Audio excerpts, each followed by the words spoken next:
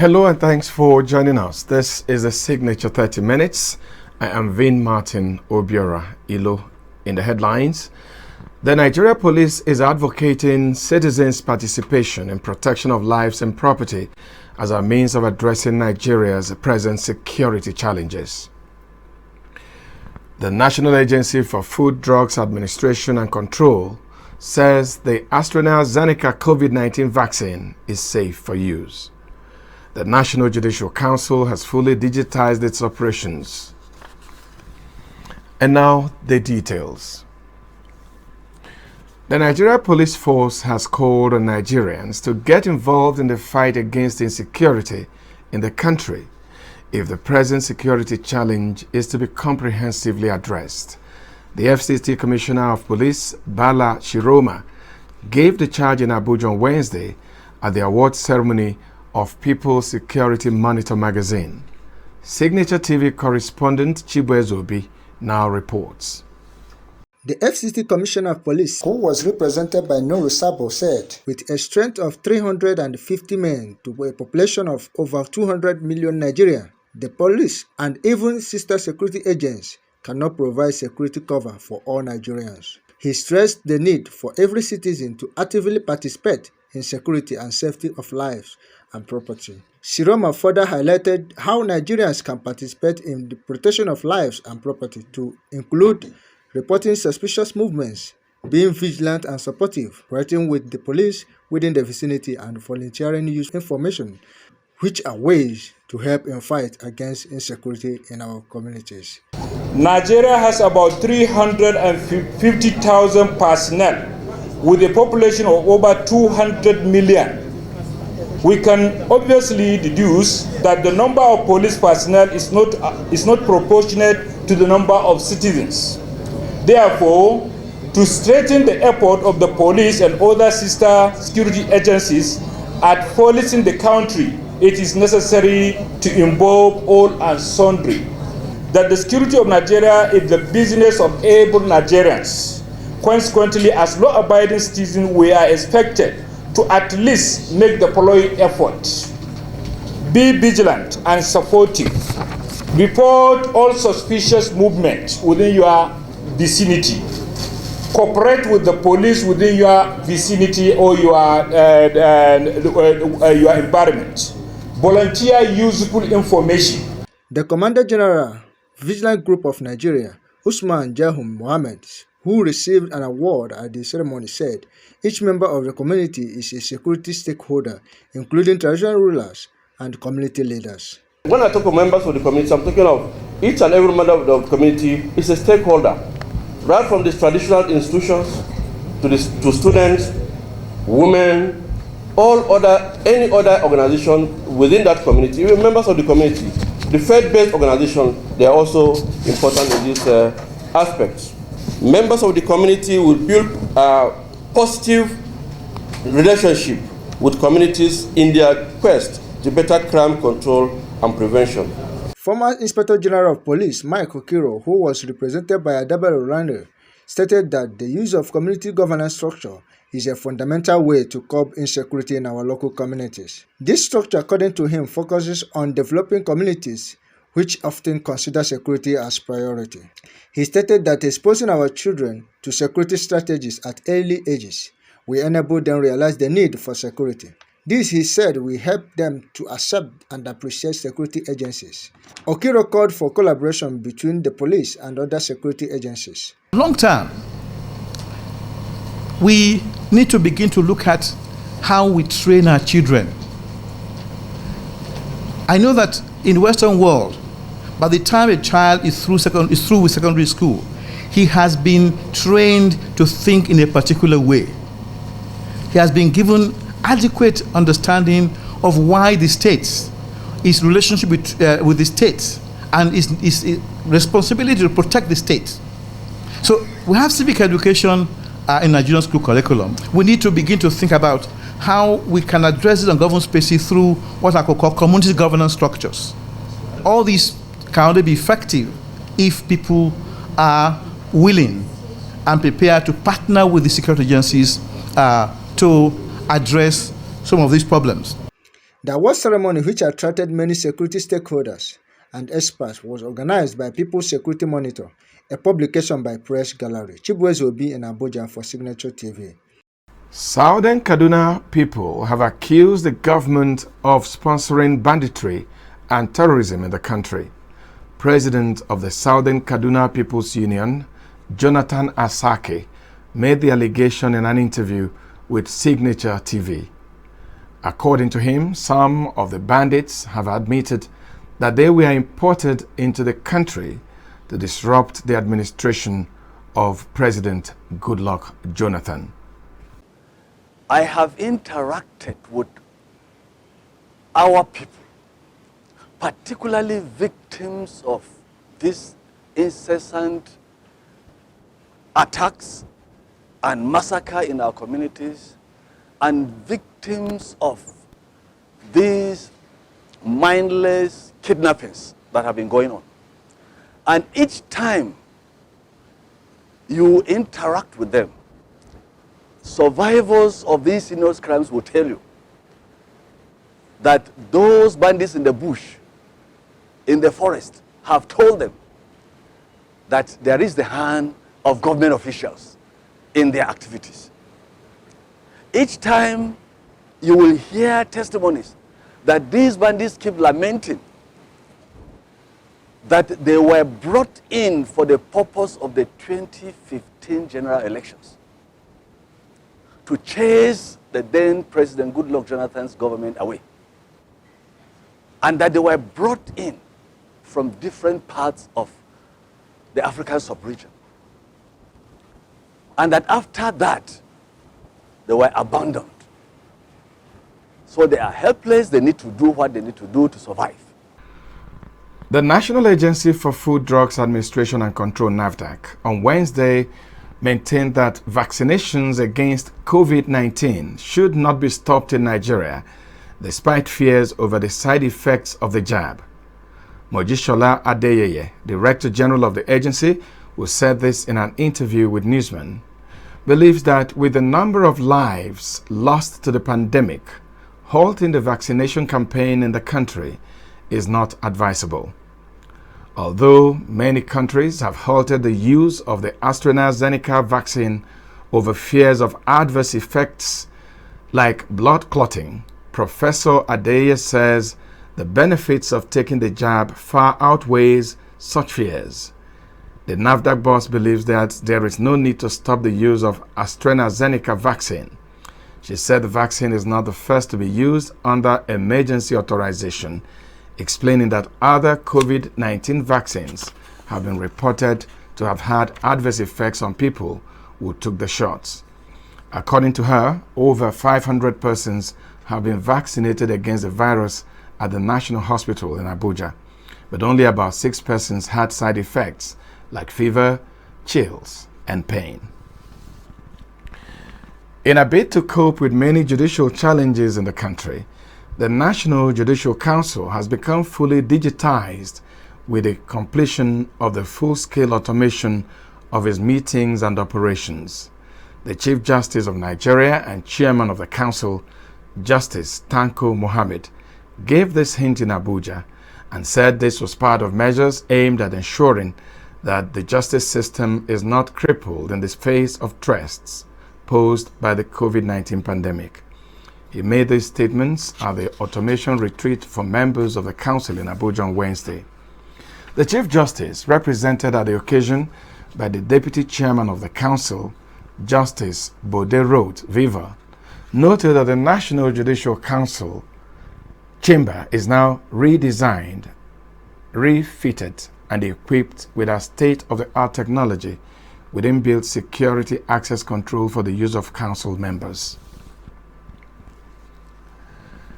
The Coalition of Societies for the Rights of Older Persons in Nigeria, COSROPIN, on Wednesday paid a courtesy visit to Signature Communications Limited, operators of Signature TV. The visit was to discuss areas of partnership on sensitization of Nigerians on the plight of older persons and the provisions of the Older Persons' Rights and Privileges Bill 2020. The project manager of Kosropin, Nita Oshai, said older persons were once the pillars and builders of the nation and her economy, and there was a need to advocate for their improved welfare and rights, since aging is an inevitable process which every citizen will experience. The Chief Executive Officer of Signature Communications Limited welcomed the laudable initiative of advocating for older persons while decrying the unfortunate situation of a country like Nigeria that has no proper plan for older people. He, however, expressed the readiness of Signature TV to partner with Kosropin to achieve the objective of highlighting the needs of old persons. The communications director of Kosropin, Petra Ologundudu, invited the Chief Operations Officer of Signature TV, Mwabez Njoko, to become a member of the organization since he celebrated his 75th birthday recently. Responding, Mr. Njoko observed that loneliness was one of the challenges faced by old people in the society and urged the NGO to let the advocacy fit into the local culture, tradition, and needs of older persons in Nigeria. Present at the meeting were Head of Office of Signature TV, Sahid Hassan, and Head of News, Damilola Abudu. In February 2020, the Nigeria Supreme Court overturned the results of the gubernatorial election in Bayelsa State based on the fact that the governor-elect deputy had presented forged documents in the application process. Before this, a former Speaker of the House of Representatives was humiliated out of office on account of forged certificates. The rash of forged certificates to gain political position is making some Nigerians attribute it to the nation's political and governance underdevelopment. Signature TV correspondent Anita Eze went to the streets of Abuja to get the opinions of Nigerians concerning how this has greatly affected the quality of the governments in the country.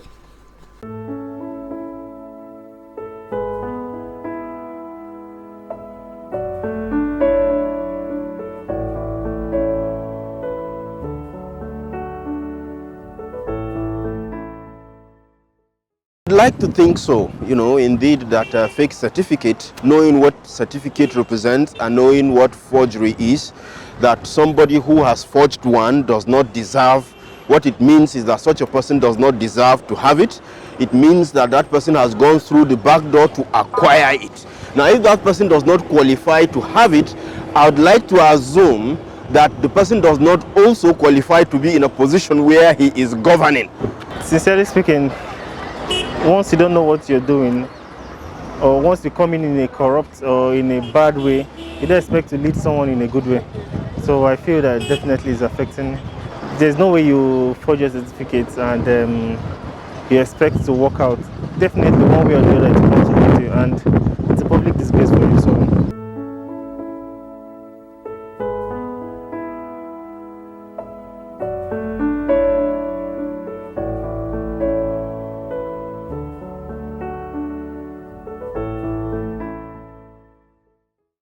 if you are meant to make laws when you are not even qualified to be a member in the first place, it's a problem. It's a problem for your community, it's a problem for your state, it's a problem for the country.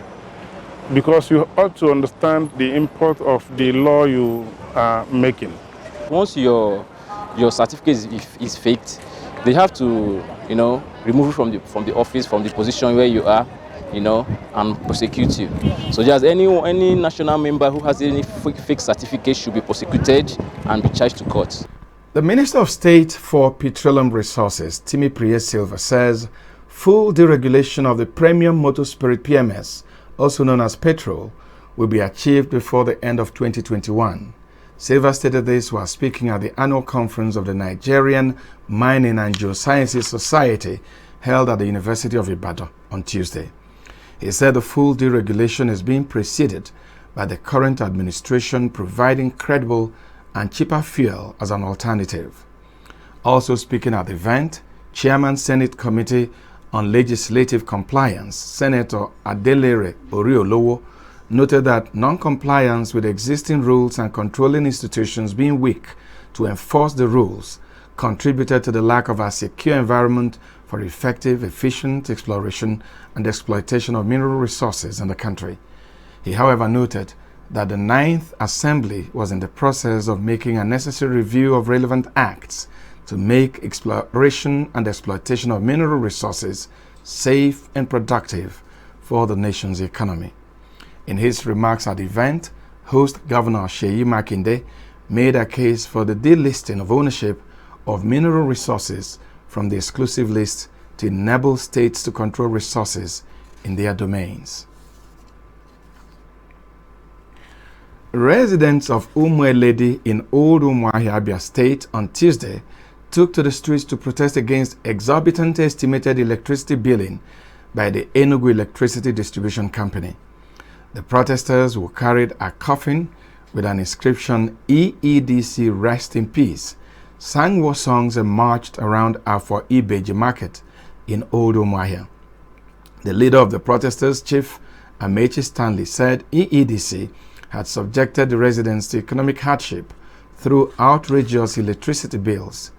He said the EEDC now advances an estimated bill of 36,000 naira to each household every month, contrary to the 4,000 naira being paid before.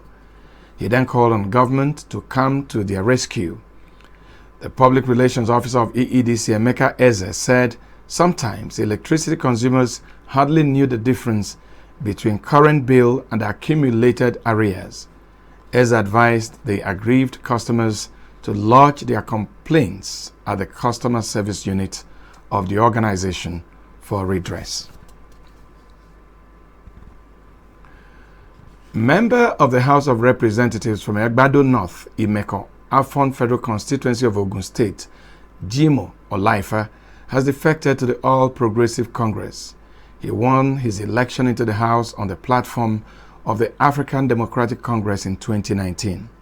Speaker Femi Gbajabiamila announced the defection while reading a letter from the lawmaker. Jimo Olaifa cited irreconcilable differences in the ADC as reason behind the defection.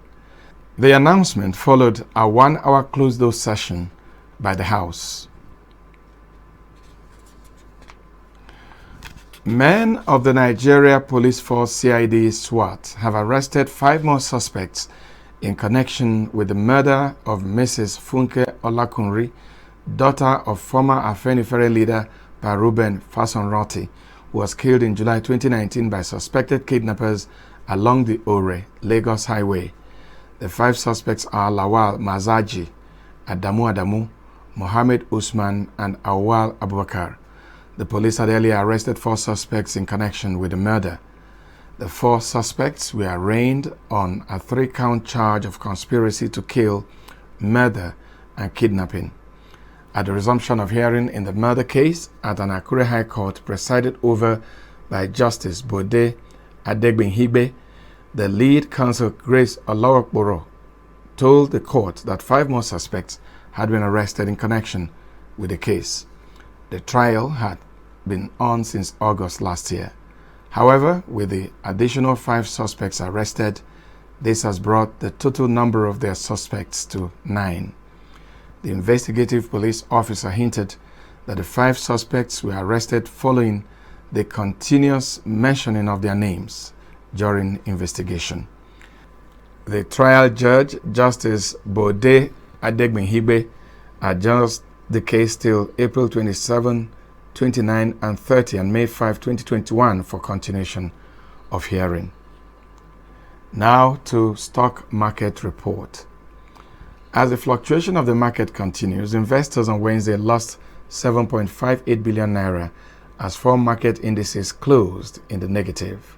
Investors gained 83.17 billion naira on Tuesday, but on Wednesday the market capitalization fell from 20.258 trillion from 20.251 trillion at 7.58 trillion. Apart from the total deals that closed blue, other market indicators including the market capitalization, the all-share index, the volume, and the value all closed in the red. The all-share index points closed at 30,706.1, 3 points down from 38,720.84 points at the close of trading on Tuesday. 177.39 million shares were traded with a total value of 2.67 billion naira. On the performance chart, Navteq was the top gainer among 13 other gainers, with SFS Real Estate Investment PLC, Owando and Unity Bank as the other top gainers. However, NCR Nigeria PLC and Niemet International Pharmaceutical PLC dominated the losers chart among other 12 losers. Zenith Bank was the toast of investors, trading shares valued at 572.6 million naira in 766 deals. In sports, the new Confederation of African Football CAF president, Patrice Motsepe, raised the bar on Tuesday for national teams in the continent by insisting one of them must win the World Cup soon. This was announced by the 59-year-old South African billionaire at a press conference in Johannesburg. Motsepe was elected unopposed last Friday to lead trouble-torn CAF after a 2-year ban over governance issues prevented Malagasy Ahmed from seeking re-election for a second stint. The mining magnate promised to quit after his 4-year term if CAF does not make real progress under his leadership. No African team has gone beyond the quarterfinals of the World Cup, and only Cameroon 1990, Senegal 2002, and Ghana 2010 have got that far. Turning to the Africa Cup of Nations, Motsepe said he wanted it to continue as a 2-yearly tournament, despite suggestions from FIFA President Gianni Infantino that it be staged every 4 years. Before we end the news, a recap of our major stories. The Nigeria Police is advocating citizens' participation in protection of lives and property as a means of addressing Nigeria's present security challenges. The National Agency for Food, Drugs Administration and Control, Navteq, says the AstraZeneca COVID-19 vaccine is safe for use. The National Judicial Council has fully digitized its operations. Please do well to stay safe, maintain physical and social distance, and wear your nose mask while going about your daily activities. That's the signature 30 minutes. On behalf of the producer Damilola Abudu, I am Vin Martin Ilo, thanking you for watching.